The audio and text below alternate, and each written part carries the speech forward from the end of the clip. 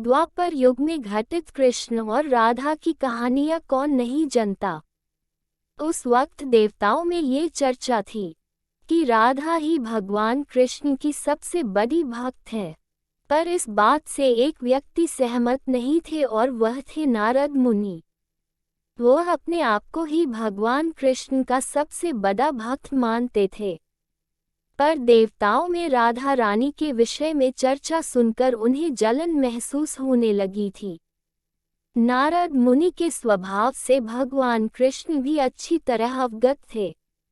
एक दिन नारद मुनि कृष्ण भगवान से मिलने द्वारिकापुरी गए थे। उन्हें आता देख भगवान श्री कृष्ण अपना सिर पकड़कर बैठे गए। मुनिवर ने उन्हें देखते ही पूछा, क्या हुआ प्रभु, आप यूं सिर पकड़कर क्यों बैठे हैं?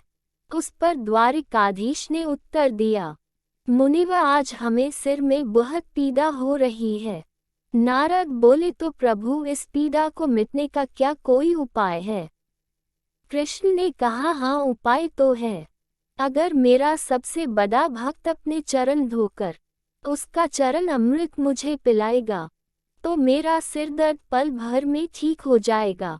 कृष्ण के मुख से यह उपाय सुनकर कुछ पल के लिए मुनिवर सोच में पड़ गए कि हूँ तो मैं ही सबसे बड़ा कृष्ण भक्त, लेकिन अगर मैं अपने पैर धोकर उसका चरण अमृत प्रभु को पिलाऊंगा तो मुझे नरक जाने जीत महापाप लगेगा। परंतु राधा को भी तो सब कृष्ण का बड़ा भक्त मानते हैं। इतना सोचने के बाद भगवान कृष्ण से आज्ञा लेकर नारद तुरंत राधा रानी के महल में जा पहुँचे और उन्हें प्रभु के सिर में हो रही पीड़ा एवं उसके उपाय के बारे में वृतांत सुनाया।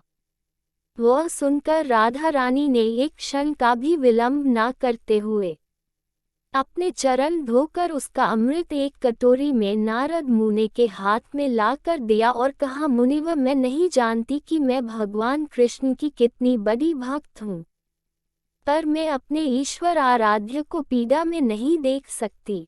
राधा के मुख से वह सच्चे भक्ति भाव के शब्द सुनकर नारद मुनि की आंखें खुल गई और वह समझ गए कि राधा रानी ही कृष्ण की सबसे बड़ी भक्त है और प्रभु श्री कृष्ण ने ये लीला मुझे समझाने के लिए रची थी।